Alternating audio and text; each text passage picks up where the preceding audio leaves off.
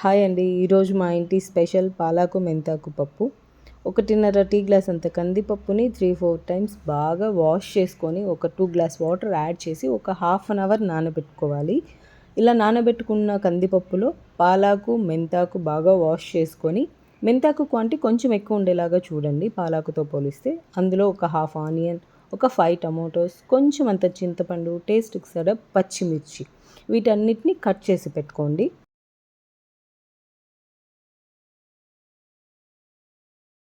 First పప్పులో కొంచెం పసుపు యాడ్ చేసుకున్న తర్వాత పాలాకు మెంతాకు యాడ్ చేసి, తర్వాత టమోటోస్, ఆనియన్స్, పచ్చిమిర్చి, చింతపండు అన్నీ 1 బై 1 యాడ్ చేసి కొంచెం అంతా ఆయిల్ వేయండి. ఆయిల్ వేయటం వల్ల పప్పు అనేది బయటికి పొంగదు, దానివల్ల టేస్ట్ పోకుండా ఉంటుంది.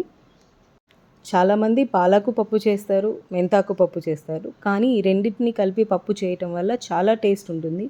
చాలా యూనిక్ టేస్ట్, చాలా బాగుంటుంది. 3-4 వచ్చాక పప్పు చల్లారిన తర్వాత దాంట్లో టేస్ట్కి సరిపడా సాల్ట్ వేసి పప్పు బాగా స్మాష్ చేసుకొని ఒక కళాయిలో ఆయిల్ పెట్టుకొని దాంట్లో ఆవాలు, జీలకర్ర, తెల్లగడ్డ, ఎర్రగడ్డ, ఒట్టి మిరపకాయ, కరివేపాకు పోపు వేయాలి. ఈ పోపు బాగా వేగిన తర్వాత పప్పు తీసుకొని పోపులో వేయాలండి. పోపు ఎత్తి పప్పులో వేయకూడదు. ఈ టేస్ట్ అనేది మీకే యూనిక్గా ఉంటుంది. ఒకసారి ట్రై చేసి చూడండి. ఈ పప్పు చాలా అంటే చాలా బాగుంటుంది.